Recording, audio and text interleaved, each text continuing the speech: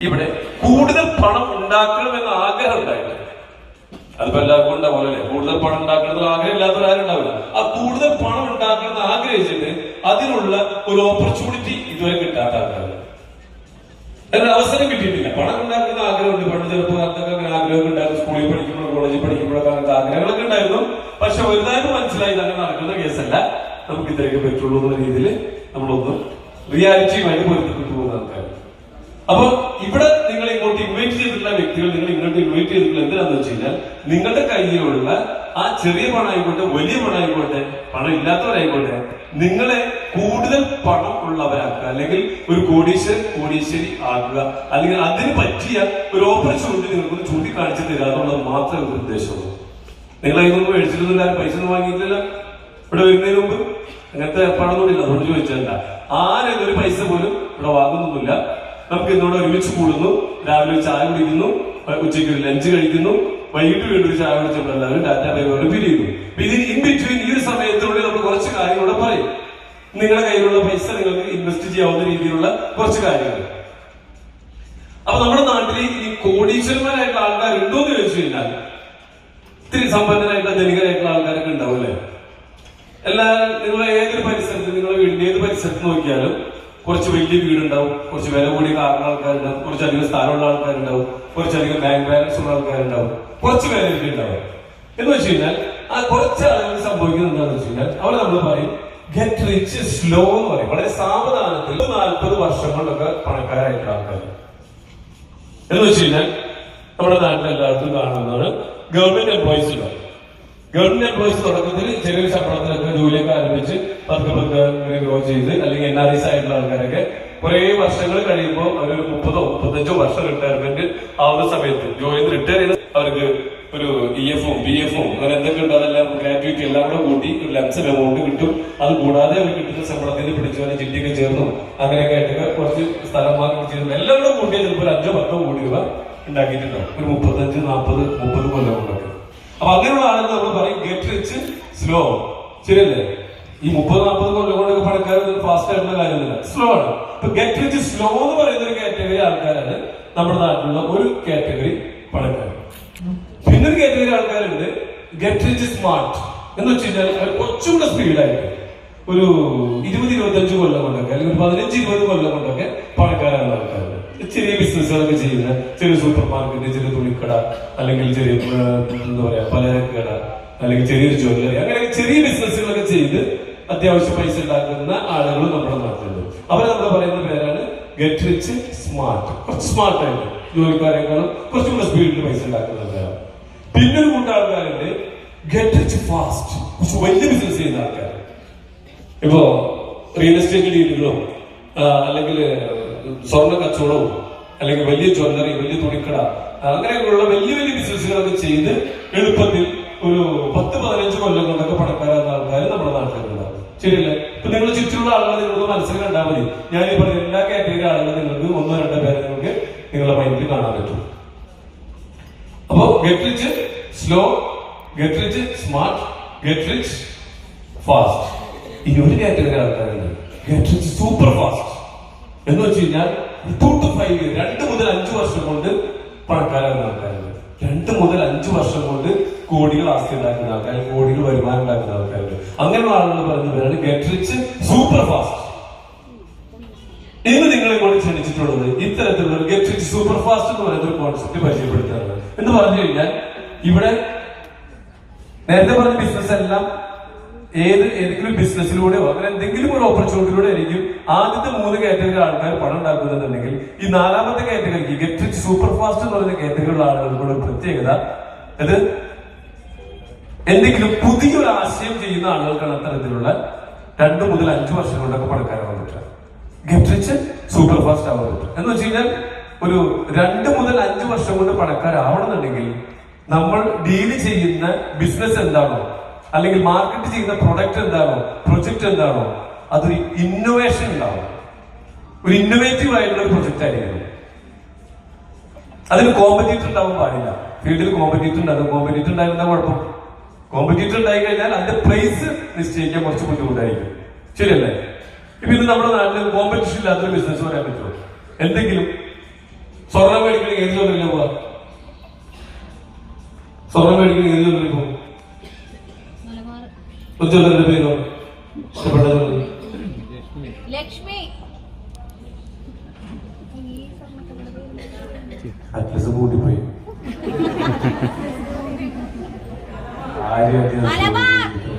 കൂട്ടിപ്പോയ അറ്റ്ലസ് ജ്വല്ലറിന്റെ പേര്. അറ്റ്ലസ് ജ്വല്ലറി രാമേന്ദ്രനല്ലേ? അത് മരിച്ചുപോയി. മലബാർ ഗോൾഡ്. മലബാർ ഗോൾഡ് സ്വർണം മേടിക്കും. എന്താ പറയാ? അബീമ, ജോസ്ഫ, കല്യാൺ, ഭീമ, ജോയ് അൽക്കാസ്. ആ തടത്തിൽ ചൊല്ലി ഇങ്ങനെ തടത്തിൽ ഇഷ്ടംപോലെ ചൊല്ലികളുടെ പേര് എന്ത് മനസ്സിലായി? സ്വർണം മേടിക്കണമെങ്കിൽ കോമ്പറ്റീഷൻ ഉണ്ട്. ആ കോമ്പറ്റീഷൻ അതിജീവിക്കാൻ എല്ലാ കമ്പനികളും ഇഷ്ടംപോലെ പരസ്യങ്ങൾ ചെയ്യുന്നത് നിങ്ങളെ വേണ്ട അട്രാക്ട് ചെയ്യാനായിട്ട് അല്ലെ? ഡ്രസ് എടുക്കണമെങ്കിലോ ശ്രീമാട്ടി ഉണ്ട്, കല്യാണുണ്ട്, ജയലക്ഷ്മി ഉണ്ട്. പിന്നെ നമ്മുടെ നാട്ടിലുള്ള മറ്റുള്ള കടകൾ ഇഷ്ടം പോലെ, അത് ചെറിയ കടകൾ ഇഷ്ടം പോലെ ഉണ്ടല്ലേ? അപ്പൊ ഇവിടെയൊക്കെ കോമ്പറ്റീഷൻ ഉണ്ട്. ഇത് ഫ്ലാറ്റ് വാങ്ങണം, ഏത് ബിൽഡർ മേടിക്കും?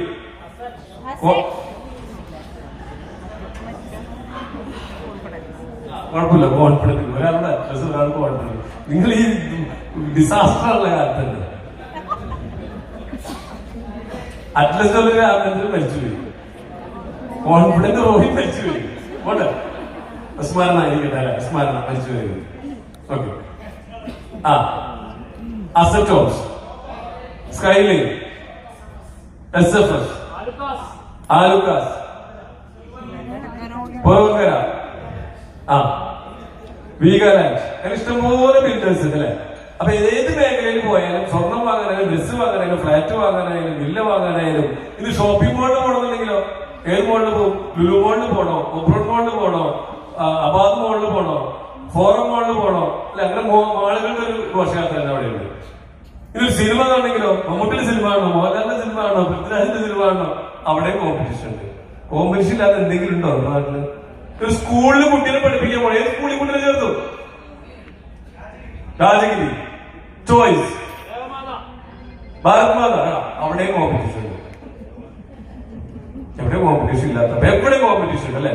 അപ്പൊ ഈ കോമ്പറ്റീഷൻ ഉള്ള ബിസിനസ്സുകൾ കുഴപ്പമെന്താ? ആ കോമ്പറ്റീഷൻ ഉള്ള ബിസിനസിന്റെ പ്രൈസ് നിശ്ചയിക്കണേ കുറച്ച് പണിയാണ്. ഒരു ഫ്ലാറ്റിന് ചിലപ്പോ ഒരു 4500, 5000, 6000 പോലെ സ്റ്റാർട്ടിംഗ് പ്രൈസ് ആണെങ്കിൽ അത് രണ്ട് പ്രൈസിന് പോലെ മാക്സിമം ഒരു 10000, ഒരു 12000 അല്ലെങ്കിൽ 15000 ആയിരിക്കും. ഏറ്റവും അൾട്രാ പ്രീമിയം ലക്ഷറി ആണെങ്കിൽ 15000 വരെ പോകും. അത് 25000 എന്ന് പറഞ്ഞാൽ ആരെങ്കിലും വാങ്ങുമോ? 20000 ഇല്ല, അതൊരു ലിമിറ്റ് ഉണ്ട്. അപ്പൊ ഈ കോമ്പറ്റീഷൻ ഉള്ള ഏതൊരു ബിസിനസ്സിലാണെങ്കിലും അല്ലെ, ഒരു ബിരിയാണി നമുക്ക് 150 രൂപയുടെ ബിരിയാണി 250 രൂപ കൊടുത്ത് നമ്മൾ മേടിക്കും, 500 രൂപ എന്നുള്ള നമ്മൾ മേടിക്കും ഇല്ല. അപ്പൊ എല്ലാവരും ഈ കോമ്പറ്റീഷൻ ഉള്ള മേഖലകളിലൊന്നും നമുക്ക് പിടിച്ചെടുക്കാനും പറ്റില്ല, കൂടുതൽ ലാഭം ഉണ്ടാക്കാനും പറ്റില്ല. അപ്പൊ അതുകൊണ്ട് തന്നെ അത്തരത്തിലുള്ള ബിസിനസ്സുകളൊക്കെ വെച്ച് അല്ലെങ്കിൽ ആ ബിസിനസ്സുകളുമായിട്ട് ബന്ധപ്പെട്ട് പ്രവർത്തിച്ചാൽ നമുക്ക് ഗെറ്റ് റിച്ച് ഫാസ്റ്റ് പറ്റും. ഗെറ്റ് റിച്ച് ഫാസ്റ്റും സ്മാർട്ടും പറ്റും. പക്ഷെ ഗെറ്റ് റിച്ച് സൂപ്പർ ഫാസ്റ്റ് ആവണമെന്നുണ്ടെങ്കിൽ 2 to 5 ഇയറിനുള്ളിൽ പണക്കാരാവണമെന്നുണ്ടെങ്കിൽ അത് ഏതെങ്കിലും പ്രൊജക്ടുകൾ ഡീൽ ചെയ്യണം. വേറെ ആരെയും ഇല്ലാത്ത ഇന്നോവേറ്റീവ് ആയിട്ടുള്ള പ്രൊജക്ടുകൾ നിങ്ങൾ സ്വന്തമായിട്ട് ചെയ്യുക. ഒരു കാര്യം നിങ്ങൾക്ക് അതിന് പറ്റുന്നില്ലെങ്കിലോ അത്തരത്തിൽ ചെയ്യുന്ന ഒരു കമ്പനിയുമായിട്ട് ചേർന്ന് നിൽക്കുക. അത്തരത്തിൽ ഇന്നോവേറ്റീവ് ആയിട്ടുള്ള പ്രൊജക്ടുകൾ മാത്രം ചെയ്യുന്ന ഒരു കമ്പനിയാണ് ഇന്ന് നിങ്ങളോട് കേൾക്കാൻ വന്നിരിക്കുന്ന നിങ്ങളുടെ സുഹൃത്ത് ഇൻവൈറ്റ് ചെയ്തിട്ടുള്ള ഈ ഓപ്പർച്യൂണിറ്റി പ്രൊവൈഡ് ചെയ്യുന്ന കമ്പനി. ഈ കമ്പനിയുടെ പേരാണ് ജസ്റ്റ്.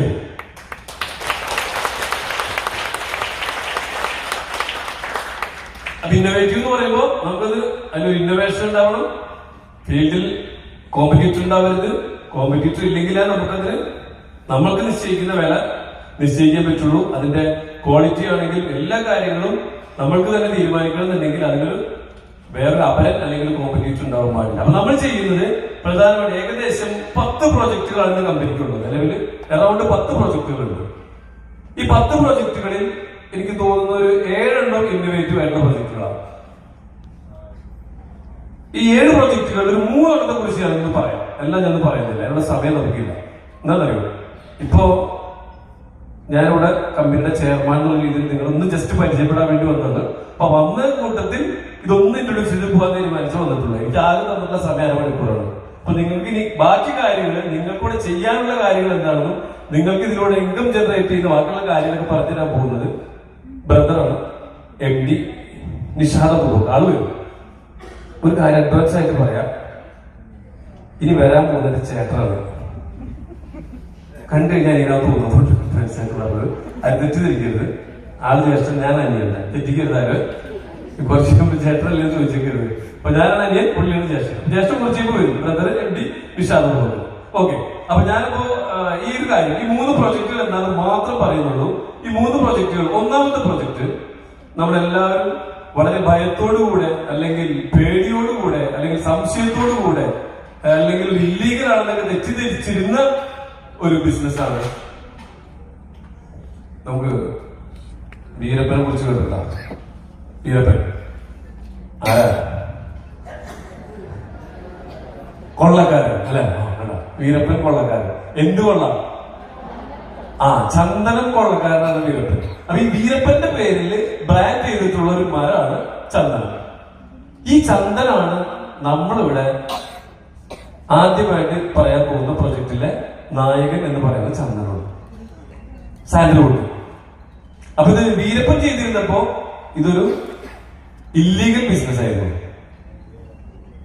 കാട്ടിലുള്ള ചന്ദനമരം മോഷ്ടിക്കുന്നു, പുള്ളി ആവശ്യക്കാർക്ക് വിൽക്കുന്നു, പൈസ ഉണ്ടാക്കുന്നു.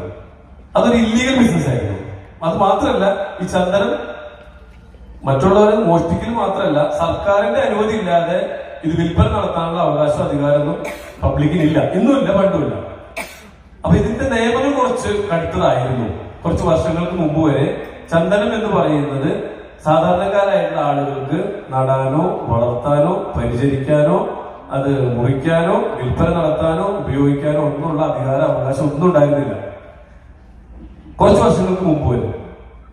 ഇത് ഈ ചന്ദനം എന്ന് പറയുന്നത് എന്തെങ്കിലും ഡേഞ്ചറസ് ആയിട്ടുള്ള വല്ല സാധനമല്ല, കടുത്ത വിഷം വല്ലതാണോ? അല്ല. ഇനി വല്ല മയക്കുമരുന്നാണോ? കഞ്ചാവ് പോലത്തെ? അതുമല്ല. പിന്നെ എന്തുകൊണ്ട് ഇതിങ്ങനെ സംഭവിച്ചത്? അത് കുറച്ച് നൂറ്റാണ്ടുകളുടെ പഴക്കമുണ്ട്. 18ാം നൂറ്റാണ്ടിൽ ടിപ്പു സുൽത്താന്റെ ഭരണകാലത്ത് ടിപ്പു സുൽത്താൻ ഒരു രാജകീയ വൃക്ഷമായിട്ട് ചന്ദനത്തെ പ്രഖ്യാപിച്ചു. ഇതൊരു രാജകീയ വൃക്ഷമാണ്. ഇത് രാജകുടുംബാംഗങ്ങൾക്ക് മാത്രമേ നടാനും വളർത്താനും മുറിക്കാനും ഉപയോഗിക്കാനും എന്ത് കാര്യങ്ങൾക്കും അവകാശമുള്ളൂ. ഇനി ആരെങ്കിലും വീട്ടുവളപ്പിൽ, നമ്മുടെ സ്വന്തം വീട്ടുവളപ്പിൽ ആ ചന്ദനമരം ഉണ്ടെങ്കിൽ പോലും അതിന്റെ അവകാശം അതാത് രാജകുടുംബത്തിനായിരിക്കും എന്നുള്ള അങ്ങനെ ഒരു തീരുമാനം, ഒരു ഡിക്ലറേഷൻ 18ാം നൂറ്റാണ്ടിൽ ടിപ്പു സുൽത്താൻ ചെയ്തു വെച്ചിട്ടുണ്ടായിരുന്നു. അതിനുശേഷം ടിപ്പു സുൽത്താന്റെ ഭരണത്തിന് ശേഷം ബ്രിട്ടീഷുകാർ വന്നപ്പോഴും ഈ നിയമം തന്നെ കണ്ടിന്യൂ ചെയ്ത് പോയി. കാരണം സർക്കാരിന് വരുമാനം കിട്ടുന്ന കാര്യമാണ്. അത് കഴിഞ്ഞ് ഇന്ത്യക്ക് സ്വാതന്ത്ര്യം കിട്ടിയിട്ടും കാര്യമായിട്ടുള്ള മാറ്റമൊന്നുമില്ലാതെ തന്നെ തുടർന്നുകൊണ്ടിരുന്നു. ഇപ്പൊ ഏതാനും വർഷങ്ങളായി ഇപ്പോ ഒരുപാട് ഗവൺമെന്റുകൾ ഇങ്ങനെ മാറി വന്നപ്പോൾ ഓരോ ഗവൺമെന്റും നിയമത്തിൽ ചെറിയ അളവുകൾ കൊണ്ടുവന്ന് ഇന്ന് ചന്ദനം എന്ന് പറയുന്നത് സാധാരണക്കാരായിട്ടുള്ള ആർക്ക് വേണമെങ്കിലും സ്വന്തം വീട്ടുവളപ്പിലോ അതിനുവേണ്ടി സ്ഥലം എടുത്തിട്ടോ ഒരു കൃഷിയായിട്ട് നട്ടുപിടിപ്പിക്കാം, നട്ടു വളർത്താം, അതിനെ പരിചരിക്കാം. അത് നിയമപരമായി തന്നെ യാതൊരു തടസ്സങ്ങളോ കാര്യങ്ങളോ ഒന്നുമില്ല. അതിൽ നിന്ന് വരുമാനം ഉണ്ടാക്കാം.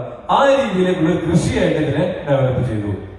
അപ്പോഴും ഒരു ചലഞ്ച് ഉണ്ടായിരുന്നത്, പണ്ട് കാലങ്ങളിലൊക്കെ ആണെങ്കിൽ ഒരു ചന്ദനമരം നട്ടു വളർത്തി അത് മുറിച്ച്, അല്ലെങ്കിൽ ഒരു സാധാരണ രീതിയിൽ വളർന്നു വന്ന ചന്ദനമരം ആണെങ്കിൽ പോലും അത് മുറിക്കണമെന്നുണ്ടെങ്കിൽ അത് 50 സെന്റിമീറ്റർ ചുറ്റുള്ള 120 ഹൈറ്റൊക്കെ വരുമ്പോഴാണ് മുറിക്കാൻ പറ്റുക. എന്നാൽ അതിന് കാതലുണ്ടാവുള്ളൂ. അപ്പൊ ഇത് ഒരു 35-40 വർഷങ്ങളിലൊക്കെ ഇത് ഇത്രയും വളർച്ച എത്താറുള്ളൂ.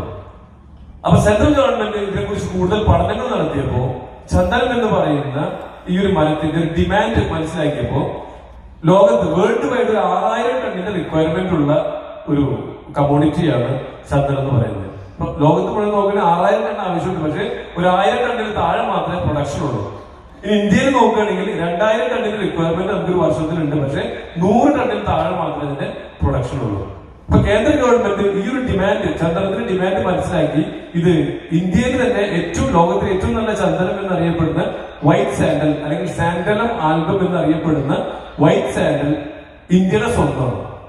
ഇന്ത്യയുടെ മാത്രം സ്വന്തം എന്ന് വെച്ച് കഴിഞ്ഞാൽ ലോകത്തിലെ തന്നെ ഏറ്റവും വലിയ സ്വാഭാവികമായി വളർന്നു വന്നിട്ടുള്ള ചന്ദനക്കാട് സാൻഡൽവുഡ് ഫോറസ്റ്റ് ഉള്ളത് നമ്മൾ കേരളത്തില് ഇടുക്കി മറയൂരിലാണ്. ഏകദേശം 62,000 മരങ്ങൾ ഗവൺമെന്റിന്റെ ഓണർഷിപ്പ്, ഫോറസ്റ്റ് ഡിപ്പാർട്ട്മെന്റിന്റെ കൺട്രോളിൽ ഇപ്പോൾ നിലവിലുണ്ട്. എന്നാൽ അതൊന്നും കുറിക്കാനുള്ള യാതൊരു നിയമവും നിലവിലില്ല. അപ്പൊ ഈ വളരെ ഷോർട്ടുള്ള ഈ ഒരു ചന്ദനം ഇത്രയും ഇന്റർനാഷണൽ മാർക്കറ്റിലും ഇന്ത്യൻ മാർക്കറ്റിലും ഇത്രയും ഷോർട്ട് ഉള്ളത് കൊണ്ട് തന്നെ ഈ ചന്ദന മരത്തെ ഒരു വ്യവസായിക അടിസ്ഥാനത്തിൽ വളർത്തിയെടുക്കുന്നതിന് വേണ്ടി ഗവൺമെന്റ് നിയമങ്ങളിൽ മാറ്റങ്ങൾ കൊണ്ടുവരികയും ഇതിന്റെ കൃഷി രീതി കുറച്ചും കൂടെ ലളിതമാക്കുന്നതിന് വേണ്ടി ഈ ചന്ദനമരത്തെ കുറിച്ച് പഠിക്കാനായി കേന്ദ്ര ഗവൺമെന്റിന്റെ അണ്ടറിലുള്ള ഒരു ഇൻസ്റ്റിറ്റ്യൂട്ടിനെ ഏൽപ്പിച്ചു. IWST, institute of food science and technology. അവർ ഇതിനെ കുറിച്ച് കൂടുതൽ പഠനം നടത്തുകയും ചന്ദനം ഒരു സെമി പാരസൈറ്റ് ആയിട്ടുള്ള ആ ഒരു ഗണത്തിൽപ്പെടുന്ന വൃക്ഷമാണെന്ന് കണ്ടെത്തി. സെമി പാരസൈറ്റ് സ്കൂളിൽ പഠിക്കുന്ന കാലത്ത് കേട്ടില്ലേ, നമ്മള് അർദ്ധപരാഗ സസ്യം, പരാഗ സസ്യം എന്ന് കേട്ടിട്ടുണ്ടല്ലോ. അതായത് തനിയെ വളരാനുള്ള ശേഷി മറ്റു മരങ്ങളെ അപേക്ഷിച്ച് പകുതി മാത്രമേ മരത്തിലുള്ളൂ ചന്ദനത്തിന്. മറ്റു മരങ്ങൾ വളർന്നതിന്റെ പകുതി ശേഷി മാത്രമേ ഇതിനുള്ളൂ. അതിനുള്ള സെമി പാരസൈറ്റ് എന്ന് പറയുന്നത്. ഈ മരത്തിൽ വളർന്നുണ്ടെങ്കിൽ മറ്റു ചെടികളുടെ വേരിലൂടെ വേണം ഇതിന് ആവശ്യമുള്ള വെള്ളം വളർന്ന് വലിച്ചെടുക്കാൻ, പോഷകങ്ങൾ കിട്ടണമെന്നുണ്ടെങ്കിൽ. അപ്പോ IWST ഇത് കണ്ടെത്തി, സെമി പാരസൈറ്റ് എന്ന് മനസ്സിലാക്കി ഇതിനൊരു പുതിയൊരു കൃഷി രീതി ഡെവലപ്പ് ചെയ്തെടുക്കുകയും കൂടെ ചെയ്തു. ഒരു 10 മുതൽ 15 വർഷം കൊണ്ട്, ഈ 35-40 വർഷം കാത്തിരിക്കാതെ ഒരു 10 മുതൽ 15 വർഷം കൊണ്ട് ഒരു ചന്ദന മരത്തെ മുറിക്കാനുള്ള പരുവത്തിലാക്കി എടുക്കുന്നതിനുള്ള പുതിയൊരു കൃഷി രീതി ഡെവലപ്പ് ചെയ്തു. അതിന് പറഞ്ഞ ഹോസ്റ്റൂരിയം എന്ന് പറയാം. എന്ന് വെച്ചാൽ ഒരു ചന്ദനത്തെ നടുമ്പോൾ അതിന്റെ കൂടെ തന്നെ അതിനൊരു ഹോസ്റ്റ് പ്ലാന്റ് കൂടെ അതിന്റെ കണക്കിൽ വെച്ചു കൊടുക്കും, ഇതിന് വെള്ളം വലിച്ചെടുക്കാനായിട്ട്. അപ്പൊ തുടക്കത്തിൽ നമ്മളൊരു ചീരച്ചെടി വെച്ചു കൊടുക്കും, പൊന്നാങ്കണ്ണി ചീര.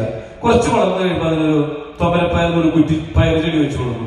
അത് കഴിഞ്ഞാൽ പിന്നെ ഒരു 15 വർഷം വരെ ഇതിന് വെള്ളം വലിച്ചെടുക്കാനായിട്ടുള്ള മറ്റൊരു പെർമനന്റ് ഹോസ്റ്റ് പ്ലാന്റ്, ഒരു പേരയോ നെല്ലിയോ ശീമക്കൊന്നയോ കണിക്കൊന്നയോ അങ്ങനെ എന്തെങ്കിലും ഒരു ചെടി കൂടെ ഇതിന് പെർമനന്റ് ആയിട്ട് വെച്ചു. അപ്പൊ അങ്ങനെയാണ് ഈ ഒരു കൃഷി രീതി ഡെവലപ്പ് ചെയ്തിട്ടുള്ളത്.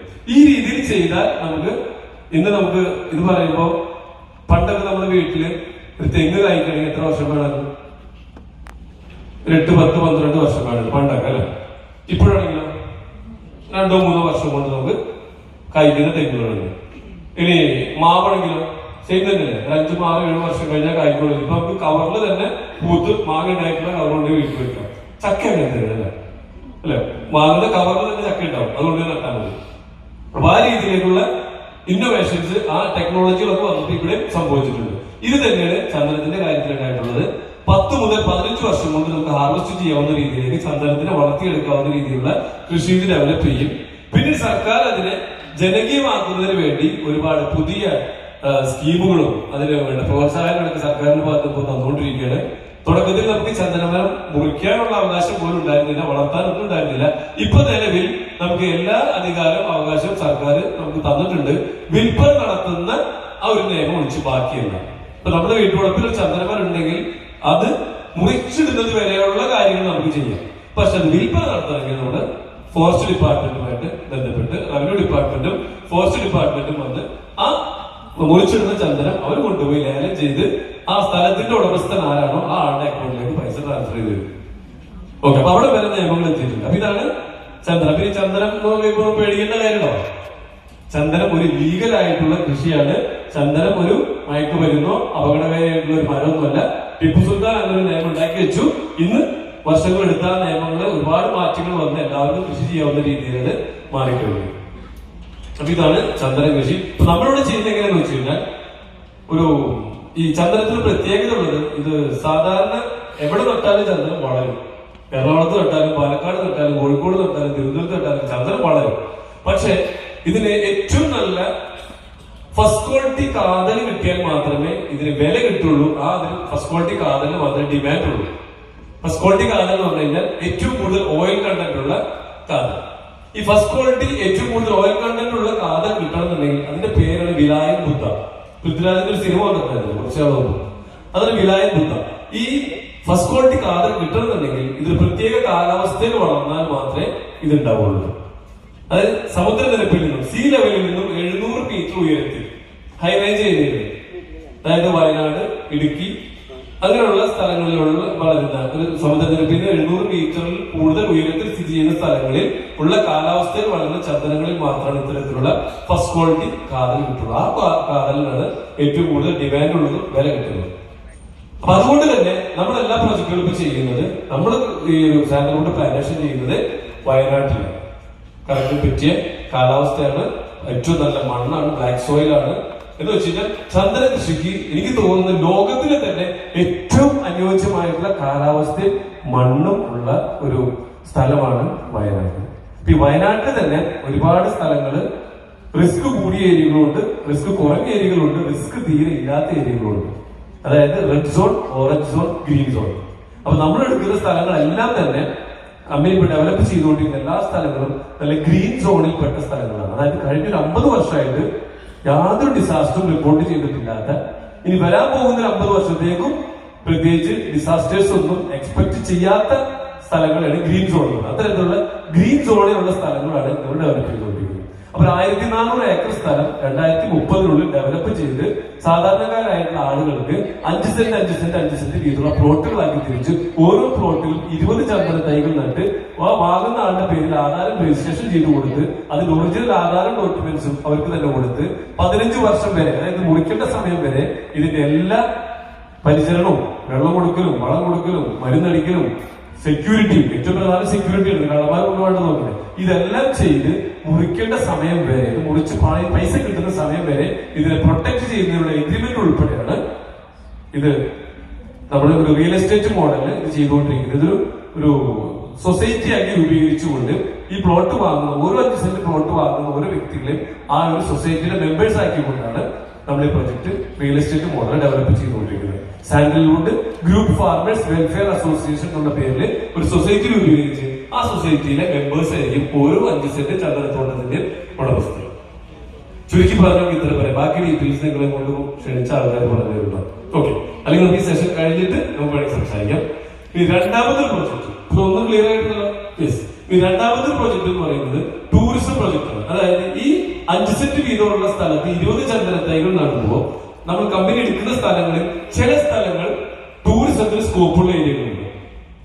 അത്തരത്തിലുള്ള സ്ഥലങ്ങളിൽ ഈ 5 സെന്റ് സ്ഥലത്ത് 16 ചന്ദനങ്ങൾ, അതായത് 20 മരങ്ങൾ നടുന്നതിന് പകരം 16 മരം നട്ട് ബാക്കിയുള്ള ആ ഒരു 4 മരങ്ങൾ അവിടെ ഒഴിവാക്കുമ്പോൾ ഏകദേശം ഒരു 650 സ്ക്വയർ ഫീറ്റ് ഏരിയ ഫ്രീ ആയിട്ട് കിട്ടും. ആ ഏരിയയിൽ ഏകദേശം ഒരു 570 സ്ക്വയർ ഫീറ്റില് ഒരു കേവ് മോഡലിൽ ഗുഹ മാതൃകയിലുള്ള ഒരു 4 സ്റ്റാർ കാറ്റഗറി, എന്റെ വീഡിയോയിൽ കണ്ടില്ലേ, അതുപോലുള്ള ഒരു ഇതുപോലുള്ള ഒരു കേവ് മോഡലില് ഇക്കോ ഫ്രണ്ട്ലി ആയിട്ടുള്ള ഒരു റിസോർട്ട്. ഇത് ഒരു 11 ഏക്കറിൽ 150 കോട്ടേജസ് ഉള്ള കേവ്സ് ഉള്ള ഒരു പ്രോപ്പർട്ടിയാണ് ഇപ്പൊ നമ്മൾ ഡെവലപ്പ് ചെയ്തുകൊണ്ടിരിക്കുന്നത്. ഇതിലൊരു മാസ്റ്റർ ബെഡ്റൂം ഉണ്ട്, കുട്ടികളുടെ ഒരു ബെഡ് സ്പേസ്, ഒരു ബേ വിൻഡോ, ഒരു മോഡേൺ ടോയ്ലറ്റ്, പിന്നെ ഏറ്റവും വലിയ പ്രത്യേകത റൂമിനകത്ത് തന്നെ ഒരു പ്രൈവറ്റ് പൂളും ഒരു വാട്ടർഫോൾസും സെറ്റ് ചെയ്തിട്ടുണ്ട്. അപ്പൊ 5 സെന്റ് സ്ഥലം വാങ്ങുന്ന ആളുടെ പേരിൽ ആധാരം രജിസ്ട്രേഷൻ ചെയ്തിരുന്നു. അവരുടെ പേരിൽ ഈ റിസോർട്ട്, ഈ കോട്ടേജിന്റെ പണി പൂർത്തീകരിച്ച് 6 മാസത്തിനുള്ളിൽ താക്കോല് കൈമാറുന്നു.